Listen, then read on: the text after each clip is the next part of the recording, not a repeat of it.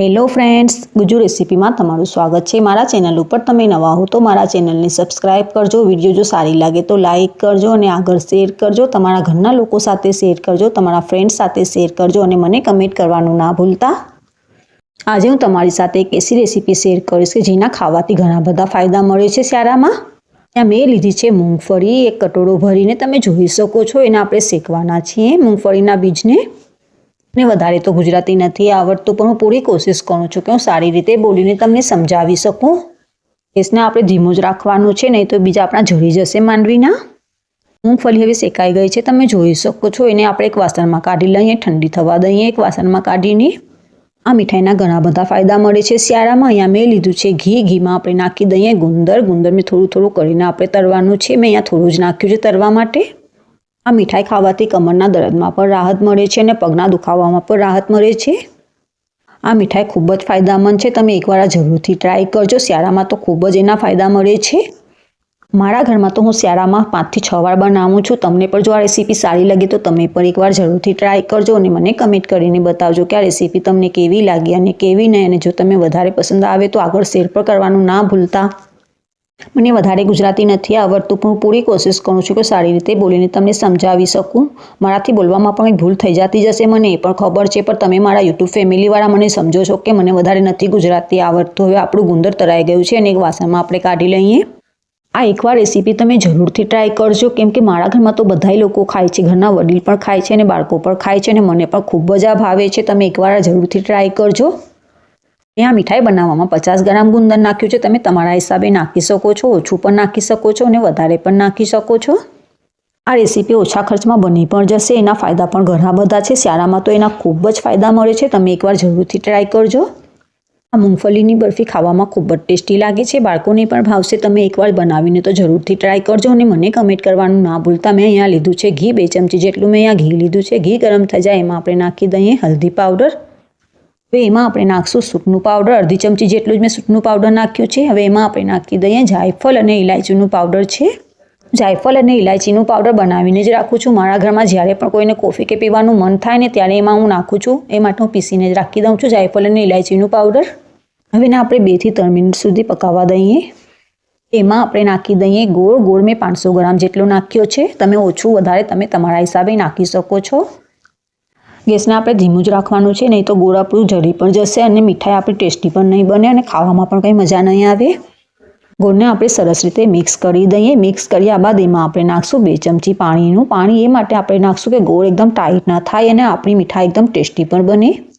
મૂંગફળીની મીઠાઈ એકદમ સોફ્ટ બનશે અને ઘરના વડીલ પણ ખાશે, ખૂબ જ ટેસ્ટી બને છે આ મીઠાઈ। તમે એકવાર જરૂરથી ટ્રાય કરજો અને બનાવવામાં કંઈ સમય પણ નથી લાગતો, 20 થી 25 મિનિટ બની પણ જશે અને શિયાળામાં એના ફાયદા પણ આપણને ઘણા બધા મળે છે।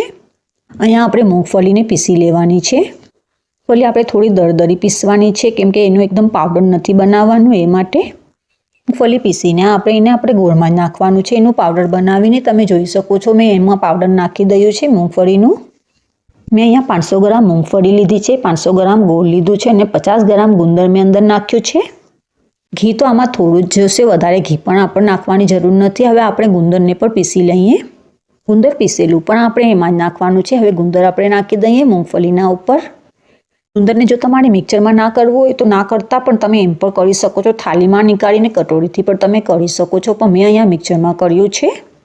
ગુંદર નાખવાથી આ મીઠાઈનો ટેસ્ટ એકદમ વધી પણ જશે અને ખાવામાં પણ ખૂબ જ ટેસ્ટી લાગે છે। અને હમણાં તો શિયાળો છે અને શિયાળામાં એના ફાયદા પણ ઘણા બધા છે ગુંદરના।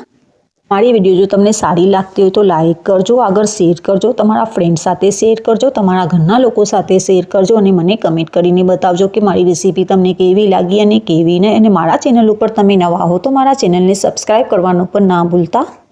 એને આપણે સરસ રીતે મિક્સ કરી લઈએ। ગેસને આપણે ધીમું જ રાખવાનું છે। તમે જો માર્કેટમાંથી લેવા જશો ને તો 100-150માં તમને મળશે અને ઘરમાં જો બનાવશો તો ઓછા ખર્ચમાં બની પણ જશે અને ખાવામાં પણ ખૂબ જ ટેસ્ટી બને છે ઘરમાં બનાવવાથી। મેં તો આ મીઠાઈ 3 થી 4 વાર બનાવી પણ નાખી છે અને મારા ઘરમાં બધા લોકો ખાય છે ખુશી ખુશી।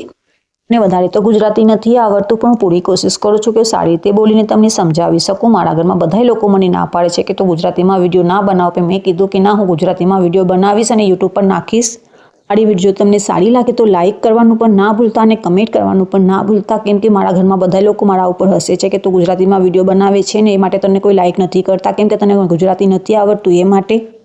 હવે એમાં આપણે નાખવાના છીએ નાળિયેરનું પાવડર. નાળિયેરનું પાવડર તમે જોઈ શકો છો, મેં અહીંયા 50 ગ્રામ જેટલું લીધું છે. તમે તમારા હિસાબે નાખી શકો છો, ઓછું પણ નાખી શકો છો અને વધારે પણ નાખી શકો છો. તમારે ના નાખવું હોય તો ના પણ નાખતા. નાળિયેરનું પાવડર નાખ્યા બાદ એમાં આપણે નાખી દઈએ ધોળા તીર નાખવાના છે. ધોળા તીર મેં 50 ગ્રામ લીધા છે. નાળિયેરનું પાવડર અને તીર નાખવાથી એનું ટેસ્ટ વધારે આવે છે, એ માટે મેં અહીંયા નાખ્યા છે. મીઠાઈ ખાવામાં ખૂબ જ ટેસ્ટી બને છે. નાળિયેરનું પાવડરનું એકદમ એમાં ફ્લેવર ખૂબ જ સારું લાગે છે આ મીઠાઈમાં. તમે એકવાર જરૂરથી ટ્રાય કરજો અને મને કમેન્ટ કરવાનું ના ભૂલતા. વિડીયો સારી લાગે તો લાઇક કરવાનું પણ ના ભૂલતા અને મારા ચેનલ ઉપર નવા હો તો મારા ચેનલને સબસ્ક્રાઈબ કરવાનું પણ ના ભૂલતા. મને વધારે ગુજરાતી નથી આવડતું, હું તમને પહેલાંથી જ કહી દઉં છું, કેમ કે મને ગુજરાતી બોલવાનો શોખ છે, એ માટે હું ગુજરાતીમાં વિડીયો બનાવું છું. મેં લીધી છે થાળી. થાળીમાં મેં પહેલાંથી જ ઘી લગાડીને રાખી દીધી હતી. હવે આપણે થાળીમાં નાખી દઈએ, થોડું થોડું કરીને નાખી દઈએ. આ મીઠાઈના ઘણા બધા ફાયદા છે અને શિયાળામાં તો એના ખૂબ જ ફાયદા મળે છે. કમરનું દુખાવું પણ જતું રહેશે અને પગનું દુખાવું પણ જતું રહેશે. અમે અહીંયા એક સરખી કરી નાખી છે, તમે જોઈ શકો છો. હવે એના આપણે કટકા કરી લઈએ. તમે તમારા હિસાબે એના કટકા કરી શકો છો. આ મૂંગફલીની મીઠાઈ ખાવામાં ખૂબ જ ટેસ્ટી બને છે અને બનાવવામાં કંઈ સમય પણ નથી લાગતો. 20 થી 25 મિનિટમાં બની પણ જશે અને ખાવામાં પણ ખૂબ જ ટેસ્ટી બને છે. તમે જોઈ શકો છો, એકદમ સોફ્ટ બની છે. મારા ચેનલ ઉપર નવા હો તો મારા ચેનલને સબસ્ક્રાઈબ કરજો. વિડીયો સારી લાગે તો લાઇક કરજો, આગળ શેર કરજો અને મને કમેન્ટ કરીને બતાવજો કે તમને આ રેસીપી કેવી લાગી.